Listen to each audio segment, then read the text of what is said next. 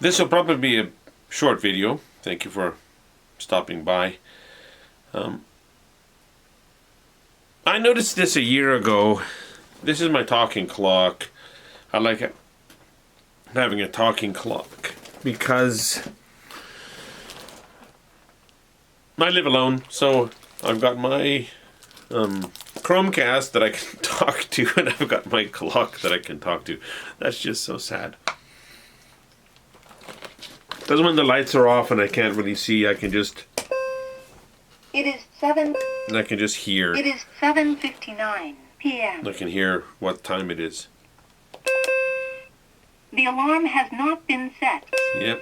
So let's It is see. 8 p.m. Let's see if I set the alarm. What happens? The alarm time is 7:30 a.m.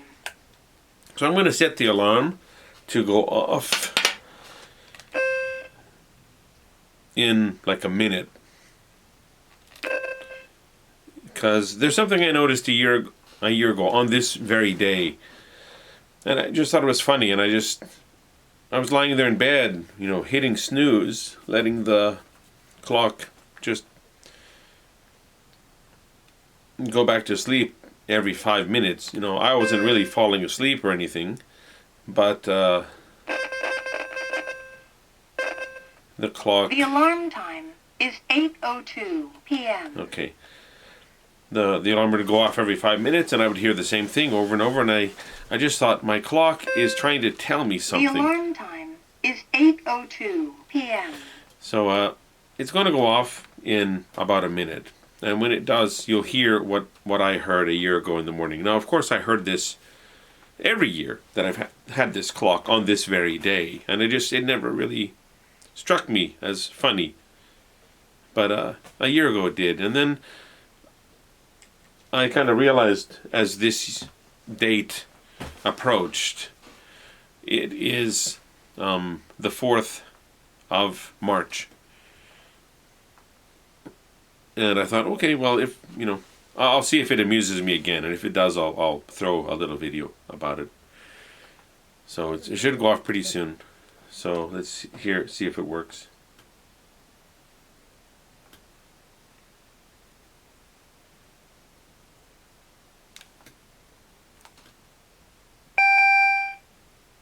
Saturday, March 4th. It is 8:02 p.m. Saturday, March 4th. It is 8:02 p.m.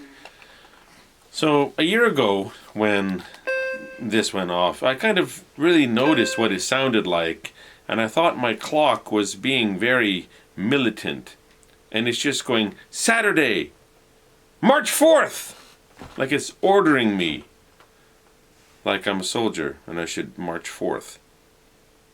It's not that funny, but when you're probably 90% asleep and every 5 minutes your clock says March 4th, March 4th, it's a bit more amusing when you're not fully awake.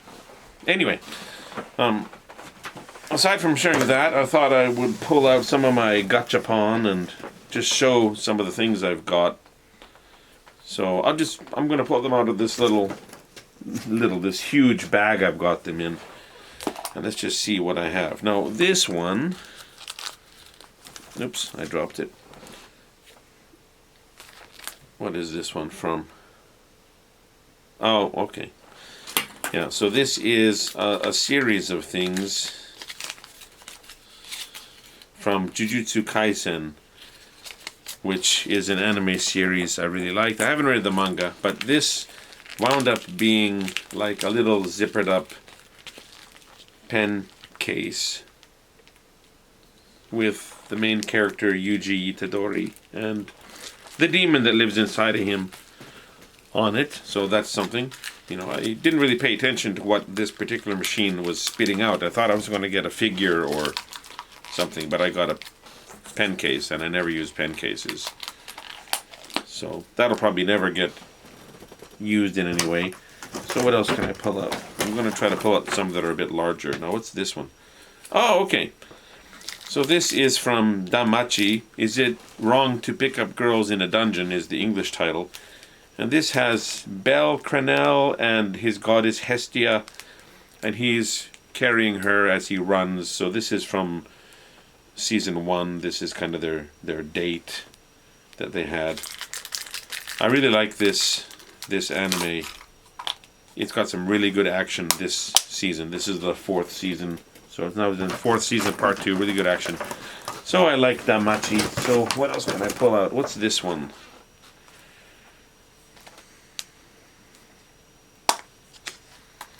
Oh, okay. I love Gamera. Gamera is my favorite kaiju. And in my opinion, Gamera is superior to Godzilla in every way. Gamera, like the lore behind Gamera is that he was designed by an ancient civilization as a kind of protector against something else they designed and lost control of. So these giant creatures. And it was kind of too late when the prototypes and everything had gone through their developmental stages, and the fully functioning Gamera, this bio weapon, was ready. The civilization had already been destroyed, but Gamera was able to make the other creatures go dormant, and then Gamera went to sleep because there was nothing for him to fight. And then because of humans digging into the earth and global warming and things like that, they awakened these eggs of these other creatures that Gamera had been designed to protect humans from.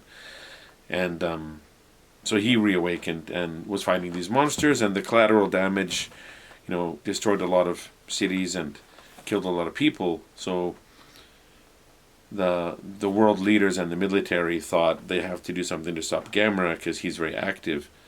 And then there's the Heisei Gamera series. There are 3 films. And in the 3rd film, they realize he's helping us. We've got to back up Gamera. We can't attack him. He's not on the bad guy's side. He's trying to protect us. So Gamera is intelligent. He can fight hand to hand. He's got various types of energy blasts. He can fly in a few different ways. And Godzilla stomps around and breathes atomic fire. And he's just a dumb animal and has no motivation.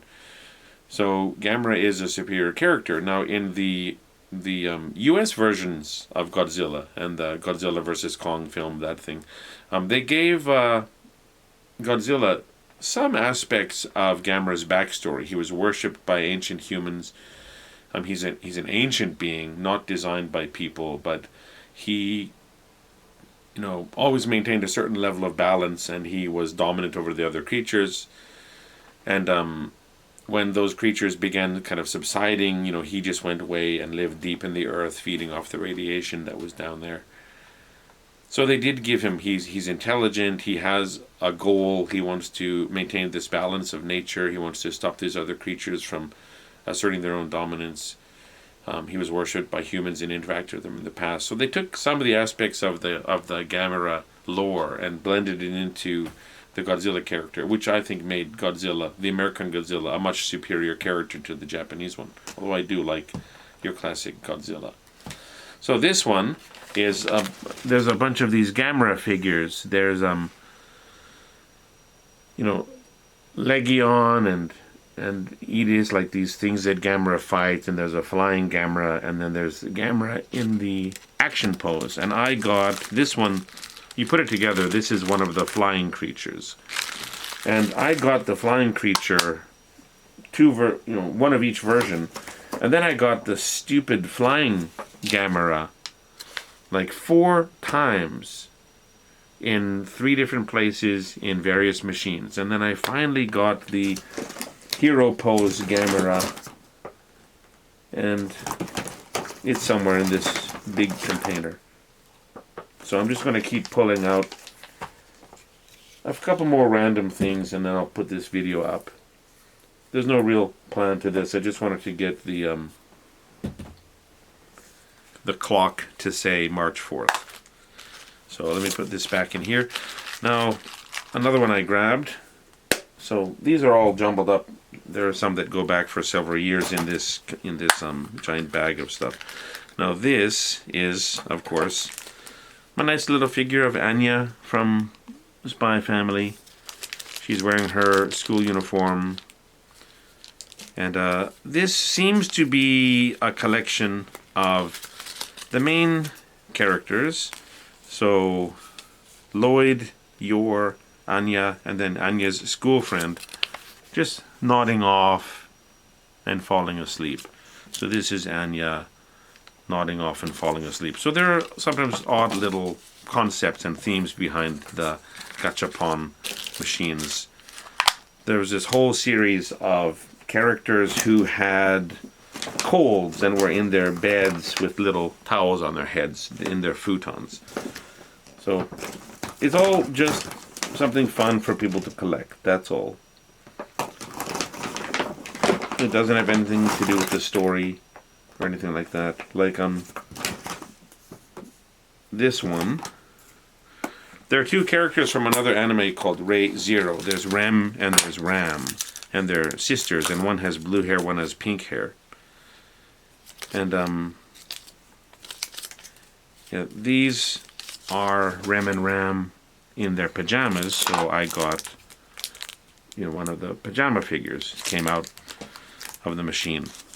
So sometime I'll make a video, I'll go through this whole container, and I'll probably organize it so there's a bit more logic around what I show the camera. But essentially, there are these machines, and you put in some coins, and you turn a little handle, and one of these balls, drops out, and you can retrieve it, and you can see what's in the machine, but you can't choose what you get out of the machine. So it is a bit of a gamble, and there might be one that you really want, and you'll just keep trying it and never get it, get a bunch of doubles. But I've been pretty lucky. I tend to get what I want within the first couple tries, and then the one that I didn't want is still one that I don't mind having. So I don't go there very often. But I do like buying these little figures. I like anime. I like the character designs. I like the stories. And, these little things, it just makes me smile a bit. And I guess I'll wrap up this video by pimping Bocchi the Rock. That's an anime that came out in the last season, October, November, December. And it really took a lot of people by surprise. This sleeper hit got a lot of praise. It won 8 awards at this anime awards ceremony, including Best Comedy Anime, Best Music Anime, Best Slice of Life Anime, and Anime of the Year. So that means it's like the best anime that came out last year, according to the people who voted in this competition. And it beat out some very notable, highly hyped, highly publicized and marketed anime like Spy Family Part 2 or Season 1 Part 2 and Chainsaw Man and the relaunch of Bleach and these other anime series.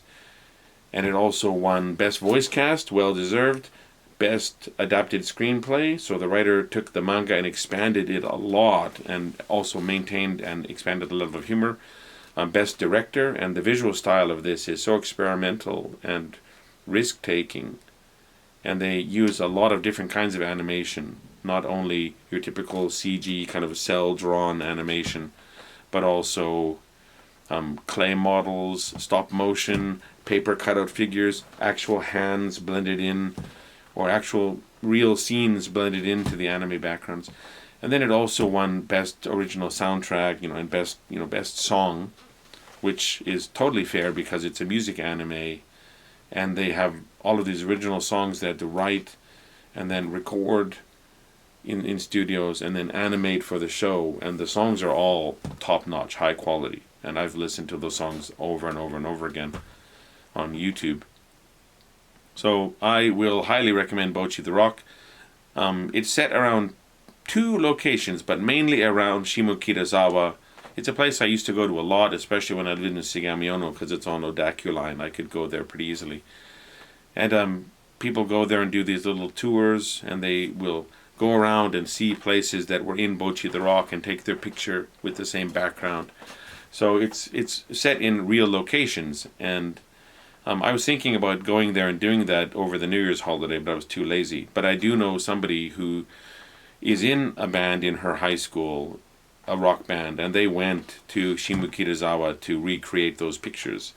And a lot of people do that. So this anime really touched a lot of people, really kind of captured a lot of people's attention. And I find it a very impressive work of art.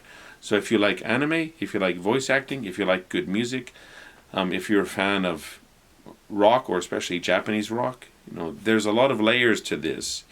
It references other anime with certain scenes or certain winks to the audience. It also references a lot of Japanese rock, the names of the characters, the birthdays of the characters, the instruments the characters play, the titles of the episodes. So there's a lot of depth to it, and people who are fans from a lot of different directions can get a lot out of watching Bocchi the Rock. And yeah, if you have a chance to watch it, check it out. The music's good, the anime's good. My clock is some kind of military general, tells me to March 4th, and I showed a few of my Gachapon. So I will leave for now, and thank you for watching.